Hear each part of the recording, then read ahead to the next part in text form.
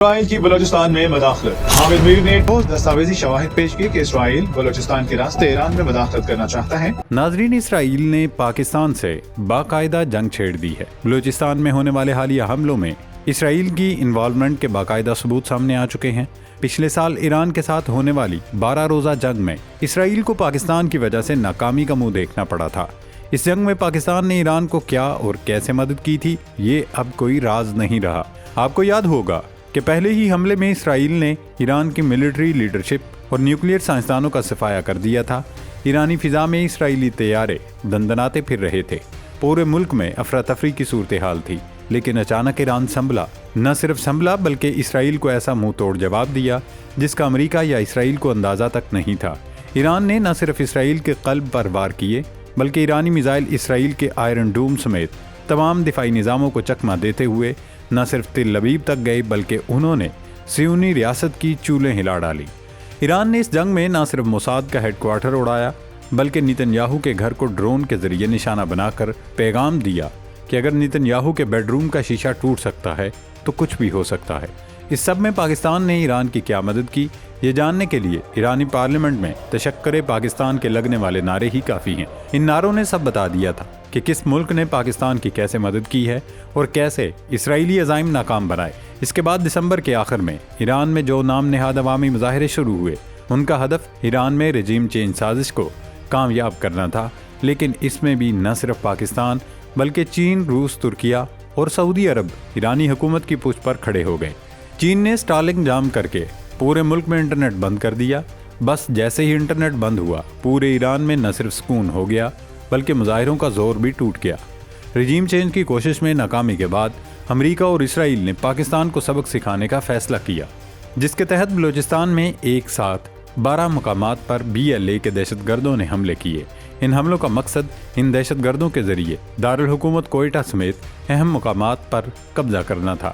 ان دہشت گردوں اور ان کے ہینڈلرز کو بھی اندازہ تھا کہ ایسا کرنا ہرگز آسان نہیں، لیکن وہ صرف پاکستان کو پیغام دینا چاہتے تھے کہ وہ خود کو علاقائی تنازعات سے الگ تھلگ رکھے، اسلامی نیٹو کا خیال ذہن سے نکال دے، ورنہ بدلے میں بلوچستان کی سلگتی چنگاریوں کو بھڑکتے شعلوں میں تبدیل کر دیا جائے گا۔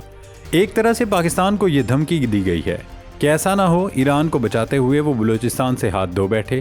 اس تناظر میں پاکستان کو بنگلہ دیش ماڈل کی مثال دی جاتی ہے، لیکن دونوں کے ڈائنامکس اور زمینی حقائق میں کافی فرق ہے۔ خیر، بلوچستان میں چھیڑ چھاڑ کر کے اسرائیل بلوچستان کے راستے ایران میں مداخلت کرنا چاہتا ہے۔ یہی وجہ ہے کہ اسرائیل اور انڈیا کی طرف سے BLA کو بھرپور فنڈنگ کی جا رہی ہے، ہتھیار دیے جا رہے ہیں کہ وہ پاکستان آرمی کے خلاف نہ صرف لڑیں بلکہ کسی طرح بلوچستان پر قبضہ کر لیں۔ اس سارے کھیل میں انڈائریکٹلی اسرائیل کو یقینی طور پر امریکہ کے آشیرواد یا پس پردہ حمایت بھی حاصل ہے، کیونکہ امریکہ گوادر میں چین کے بڑھتے اثر و رسوخ سے پریشان ہے۔ دوستو، اس درمیان ایک اور ڈیولپمنٹ آپ کے ساتھ شیئر کریں کہ امریکہ ایک بار پھر ڈبل گیم کھیل رہا ہے۔ ایک طرف امریکہ ایران سے مذاکرات کرنے جا رہا ہے، اس دوران امریکہ نے ایک ایرانی ڈرون بھی مار گرایا جس سے متعلق دعویٰ کیا گیا کہ یہ امریکہ کے طیارہ بردار جہاز کی جاسوسی کے لیے آیا تھا۔ خیر، امریکہ اور ایران کے مذاکرات 6 فروری یعنی جمعے کو استنبول میں ہونے تھے۔ ان مذاکرات سے پہلے امریکہ نے پاکستان کو بھی دعوت دی کہ وہ بھی ان مذاکرات کا حصہ بن جائے۔ جب پاکستان کے دفتر خارجہ نے تصدیق کر دی کہ پاکستان بھی اس مذاکراتی عمل میں شریک ہوگا، اس کے بعد امریکہ کی مختلف نیوز ویب سائٹس نے نام نہاد ذرائع کے حوالے سے خبریں جاری کرائیں کہ ایران کی خواہش پر مذاکرات کا مقام تبدیل کر دیا گیا ہے۔ اب امریکہ اور ایران کے مذاکرات استنبول کے بجائے عمان میں ہوں گے۔ اس سے متعلق یہ دعویٰ بھی کیا گیا کہ مذاکرات کا مقام ایران کی خواہش پر تبدیل کیا گیا ہے، کیونکہ ایران نہیں چاہتا ترکیہ میں مذاکرات کیے جائیں۔ اسی طرح ایران یہ بھی نہیں چاہتا کہ خطے کے دوسرے ملکوں کو اس مذاکراتی عمل میں شریک کیا جائے۔ ذرائع کے حوالے سے یہ خبریں بھی چلوائی جا رہی ہیں کہ ایران جوہری مذاکرات پر آمادہ ہے اور وہ نیوکلیئر ٹیکنالوجی پر بات چیت کرنے کو تیار ہے۔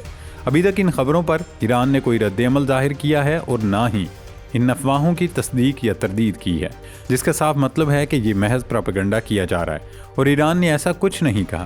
ویسے بھی ایران کیوں ایسی بات کرے گا؟ حالانکہ ایران کو اچھی طرح سے اندازہ ہے کہ ان علاقائی ملکوں کی وجہ سے ہی امریکہ نے ابھی تک ایران پر حملہ نہیں کیا، ورنہ ٹرمپ نے تو 50,000 فوجی، لڑاکا طیارے اور ایٹمی آبدوز تک مشرق وسطی بھیج دی تھی۔ इन सब अफवाहों का मकसद ईरान और इत्तेहादी मुल्कों के ताल्लुकात में दरार डालना है।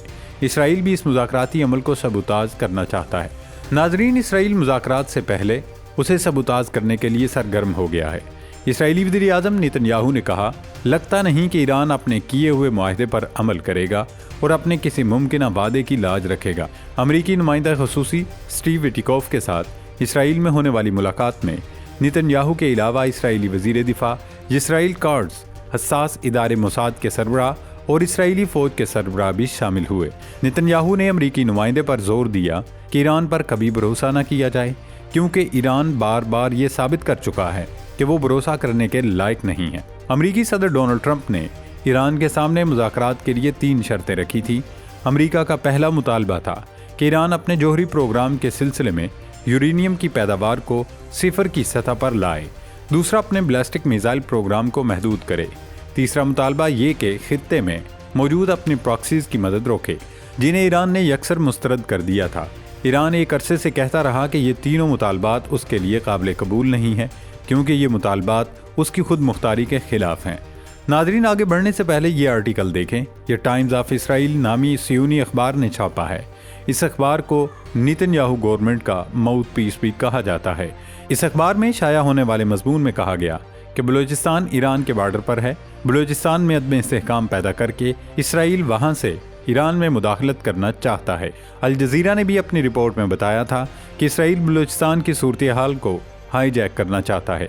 इसराइल की जानिब से बलूचिस्तान में मुदाखलत का असल मकसद ईरान को अदम इस्तेहकाम का शिकार करना है। सीनियर सहाफ़ी हामिद मीर ने प्रोग्राम कैपिटल टॉक में इंकशाफ किया कि उन्हें बलूचिस्तान के एक अहम कौम परस्त सियासतदान ने बताया कि उनका भाई पिछले कुछ अरसे में 3 मरतबा इसराइल जा चुका है और अब वो एक मगरबी मुल्क में मुकीम है। इस मगरबी मुल्क ने बलूचिस्तान के हालिया वाक़यात पर सख्त बयान भी जारी किया। हामिद मीर ने दावा किया कि इस सियासतदान के भाई उसी मगरबी मुल्क से इसराइल जाते हैं और वापस आते हैं, लेकिन उनके पासपोर्ट पर स्टैम्प भी नहीं लगती। उनका ताल्लुक ऐसी पार्टी से है जो बलूचिस्तान के हकूक़ की अलंबरदार समझी जाती है। दोस्तों, कुछ लोग बलूचिस्तान की सूरत हाल को बांग्लादेश के हालात से जोड़ रहे हैं, लेकिन उन्हें यह समझना होगा कि बांग्लादेश और बलूचिस्तान में बहुत फ़र्क है। बांग्लादेश पाकिस्तान के मगरबी हिस्से से कटा हुआ था, इसीलिए इंडिया को वहां खुलकर खेलने का मौका मिला, लेकिन बलूचिस्तान में कभी अमेरिका, इसराइल और इंडिया कामयाब नहीं हो सकेंगे। बांग्लादेश की मौजूदा सूरत हाल में भी बलूचिस्तान के लोगों को सबक सीखना चाहिए। अपने हुकूक के लिए आइन के मुताबिक पुरअमन आवाज़ उठानी चाहिए, लेकिन अगर इस जद्दोजहद में इसराइल और भारत शामिल होगा तो बलूचों की जद्दोजहद बेकार जाएगी। नाजरीन, बलूचिस्तान हो या ईरान, आज की जंग रिवायती नहीं बल्कि मालूमात, प्रॉक्सीज, मुआशी दबाव और नफ्सियाती महाजों पर लड़ी जा रही है। बलूचिस्तान के अवाम के हकीकी मसाइल अपनी जगह मौजूद हैं, मगर इन मसाइल का हल बैरूनी एजेंडों से जुड़ने में नहीं बल्कि आइनी जद्दोजहद, सियासी शोर और कौमी वहदत में है। अगर खित्ते की ताकतें वाकई पाकिस्तान, ईरान या किसी भी रियासत को अदम इस्तेहकाम का शिकार करना चाहती हैं तो उनका सबसे मौसर हथियार इंतशार, बदएतमादी और गलत मालूमात होती है। इसलिए इस पूरे मंजरनामे से यही सबक मिलता है कि जज्बाती नारों की बजाय ठंडे दिमाग से तज्जिया, रियासती सतह पर सफारती तवाज़ुन और अंदरूनी महाज पर इंसाफ और शमूलियत ही वो अवामिल हैं जो किसी भी मुमकिना बांग्लादेश मॉडल को नाकाम बना सकते हैं। अल्लाह रब्बुल इज़्ज़त तमाम इस्लामी मुल्कों की हिफाजत फरमाए और दुश्मनों को नाकाम करे।